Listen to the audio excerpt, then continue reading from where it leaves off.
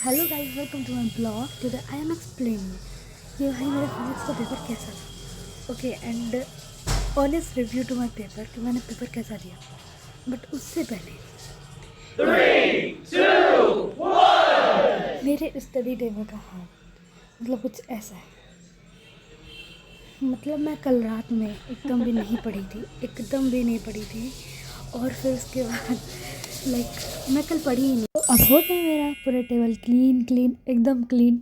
मुझे भी क्लीन करना पसंद है भाई। मतलब मैं एकदम घिना करके नहीं पढ़ सकती, इसको नहीं पढ़ सकती, पॉसिबल ही नहीं है। एकदम अच्छे से क्लीन कर गई, फिर उसके बाद मैं भी क्लीन होने चली गई। ही।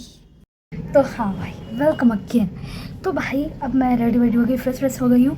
अब मैं बताती हूँ मेरे फिज़िक्स का पेपर का रिव्यू।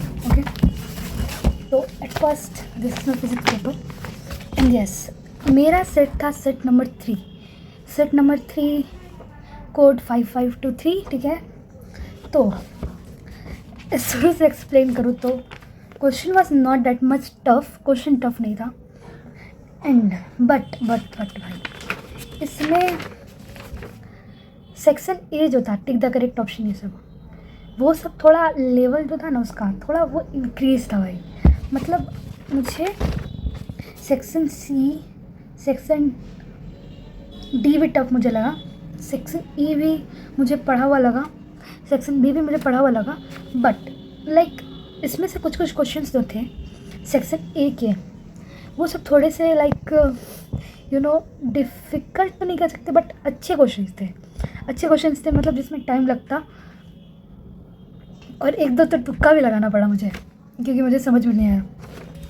फर्स्ट क्वेश्चन कैपेसिटर वाला ठीक ठाक था, और ये ऐसा यूनिट तो ठीक ही था। सेकेंड थर्ड क्वेश्चन जो गैल्वेनोमीटर का था वो मुझे नहीं आता था, इसका मुझे तुक्का लगाना पड़ा। एंड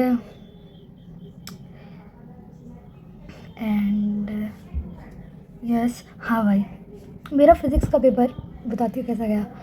मतलब मैं सब कुछ करके गई थी, सब कुछ रट के गई थी एंड एवरीथिंग। मतलब जब मैं रिवाइज़ कर रही थी तो मैं तुम्हें दिखाती हूँ मैं कितना अच्छा रिवाइज़ कर रही थी।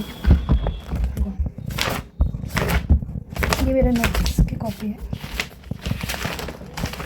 यहाँ से मैं रिवाइज़ करना शुरू कर रही थी। वेट, देखो, यहाँ से मैं रिवाइज़ करना शुरू कर रही थी।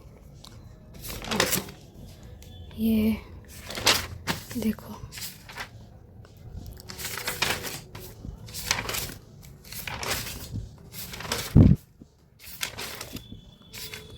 सारा मैंने ग्राफ सब कुछ देखा, ये सब कुछ एंड एवरीथिंग देख लो। हाँ, इतना ही। तो मैं इतना रिवाइज करके गई थी एंड देन फिर भी मैं डेरिवेशंस वहाँ पे भूल गई थी बहुत कुछ। I don't know why physics के एग्ज़ाम में मैं जितना पढ़ती हूँ, एग्ज़ाम में हॉल में जा कर के मैं सब भूल जाती हूँ। बस फिज़िक्स के एग्ज़ाम में मतलब सब नहीं भूलती हूँ, जो मैंने दिमाग से याद करके रखा था, डेरिवेशन कुछ जो मैं दिमाग से याद करके गई थी, समझ के गई थी अच्छे से, वो सब मेरा हो गया। बट जो मैं रट के गई थी उसमें मेरा लग गया। मतलब आधा सॉल्व करी, पूरा नहीं कर पाई। और बाकी बात तो भाई पेपर वॉज गुड। मुझे नहीं लगा कि अगर ज़्यादा टफ था, मुझे नहीं लगा, क्योंकि पिछली बार ऐसा बोला गया था कि डेरिवेशन बहुत कम आएगा, पिछली बार डेरिवेशन बहुत कम था, ऐसा सब कोई बोल रहे थे। बट इस बार सेट 3 में मुझे बहुत सारे डेरिवेशन दिखे, बहुत सारे। देखो, सेक्शन बी में क्वेश्चंस तो ठीक था। डी ब्रोगली का प्रोटॉन और न्यूट्रॉन वाला रेशियो निकालना था। सेकेंड 2 पॉइंट्स इंटरेस्टिंग और एक्सटेंसिक सेमीकंडक्टर, ये भी ठीक था, एकदम परफेक्ट। फिर 19 में भी एक यंग डबल स्लिट एक्सपेरिमेंट और रे ऑप्टिक्स से क्वेश्चन था, ये भी ठीक था। 20 भी नंबर भी ठीक था, 21 भी ठीक था। अब सेक्शन सी से आता है सबसे पहला डेरिवेशन, 22 नंबर का 2 नंबर। फिर और में भी डेरिवेशन है, ठीक है। 23 में भी डेरिवेशन है, ठीक है। 24 का बी में भी डेरिवेशन है, और करंट स्केलर ये ठीक है, ये ठीक है। क्रिचॉफ स्लो वाला भी ठीक है। सरफेस 26 में भी डेरिवेशन है। इलेक्ट्रिक नहीं, 26 में नहीं है, 26 में नहीं है, 26 में नहीं है। फिर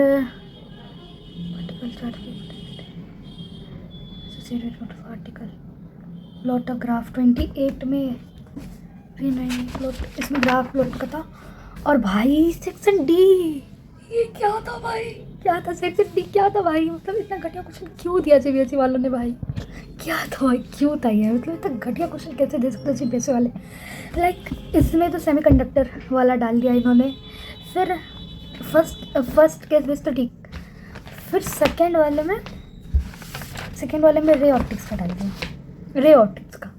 लाइक मुझे बहुत घटिया लगा, बहुत ज़्यादा घटिया लगा सेक्शन डी में भी मैंने एक दो में तुक्का मारा है, ठीक है। किस्मत तो मेरा कभी साथ नहीं देता, तुक्का मेरा सही हो जाए। ओह, मैं तो फिर भगवान को जा कर के अपना माथा पटक लूँ भगवान के पास। खैर, तो सेक्शन ई की बात करूँ तो सेक्शन ई में भी डेरिवेशन था, 31 नंबर पे डेरिवेशन था। फिर उसके बाद 31 का और में भी डेरिवेशन था, 32 में भी डेरिवेशन था,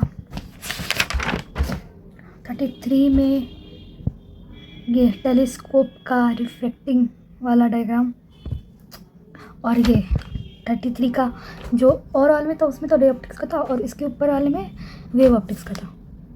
बट भाई व्हाट, क्या भाई क्या था यार, क्वेश्चन मेरे को बहुत ख़राब लगा, मज़ा नहीं आया कुछ। लाइक भाई मैं सोच रही थी कि अच्छा लेवल का क्वेश्चन बनाएगा CBSE, but it was like कि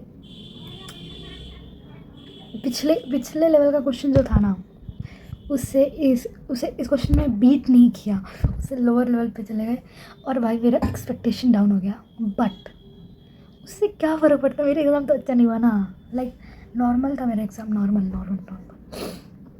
उतना खास भी नहीं बोलूँगी, उतना परफेक्ट भी नहीं बोलूँगी, नॉर्मल था, नॉर्मल से भी कम नहीं। बस पास हो जाओ guys, please pray for me कि मैं पास हो जाऊँ, एंड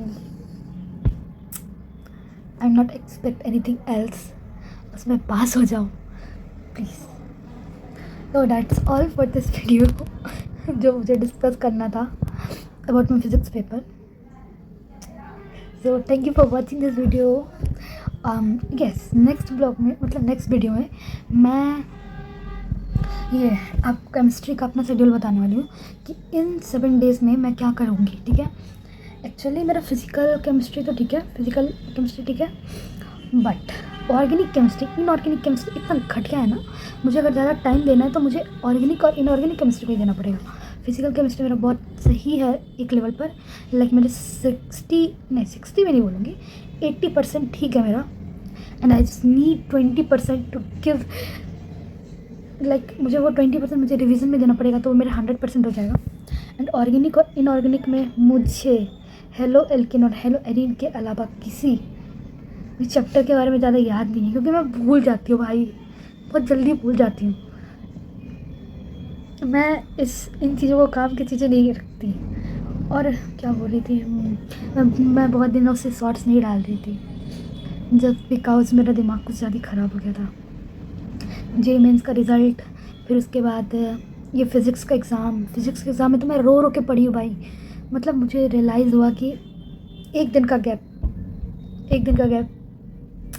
कितना गलत किया सीबीएसई वालों ने देकर, बहुत ज़्यादा गलत किया, बहुत ज़्यादा गलत। अगर मुझे भाई एक दिन और मिल जाता ना, तो भाई सीबीएसई टॉपर तो मैं बनती सीबीएसई टॉपर, भाई सीबीएसई टॉपर मैं बनती। एक दिन का गैप बस लाइक बहुत कम था, बहुत ज़्यादा कम था, बट ठीक है जैसा गया। खैर मैंने मेहनत किया था। देखो, अगर तुम्हारा पेपर अच्छा गया है तो इट्स गुड भाई, कॉन्ग्रेचुलेशंस। बट अगर तुम्हारा पेपर अच्छा नहीं गया तो उससे मत पढ़ो यार कि मेरा पेपर अच्छा नहीं गया, एंड लाइक भाई इतना दिमाग ख़राब करने का ज़रूरत नहीं है। तुम अपने नेक्स्ट पेपर पे फोकस करो। तो पुराने पेपर्स अच्छे गए या नहीं गए उससे तुम्हें क्या फ़र्क पड़ता है भाई, अब तो तुमने दे दिया ना, उसका कोई फ़ायदा नहीं होने वाला। लाइक उसके बारे में सोच के तुम्हारा कोई फ़ायदा नहीं होने वाला, तुम्हारा दिमाग ख़राब होगा और फिर तुम सोचोगे बार बार तो तुम और फ्रस्ट्रेट हो जाओगे, एकदम बहुत ज़्यादा frustrate, and it will make your mind कि लाइक भाई अब पढ़ूँ या ना पढ़ूँ, लाइक दिमाग बहुत डिप्रेस हो जाता है भाई। इसलिए अभी केमिस्ट्री के पेपर में ध्यान दो, और उसके बाद तो भाई केमिस्ट्री के पेपर के बाद मैथ्स का पेपर है। मैथ्स का पेपर में भी डर है थोड़ा बहुत, बट उतना भी ज़्यादा डर नहीं है, इट्स ऑल फाइन। उसको अच्छे से पढ़ लेना, सब हो जाएगा। अब भाई 7 डेज़ का गैप है, 7 डेज़ का गैप है दोनों एग्ज़ाम्स के बीच, केमिस्ट्री और मैथ्स के एग्ज़ाम के बीच। तो एकदम फोड़ देना है केमिस्ट्री और मैथ्स का पेपर, एकदम अच्छे से 100 आउट ऑफ 100, मतलब 70 आउट ऑफ 70 वाला तैयारी करना है। सो गाइस, इससे ज़्यादा मैं नहीं बोलूँगी। एक बार मैं वीडियो स्टॉप करके थैंक यू बोल करके फिर कंटिन्यू हो गई, अब मैं नहीं बोलूँगी। Thanks for watching this video and do share, subscribe and like my channel. Bye bye.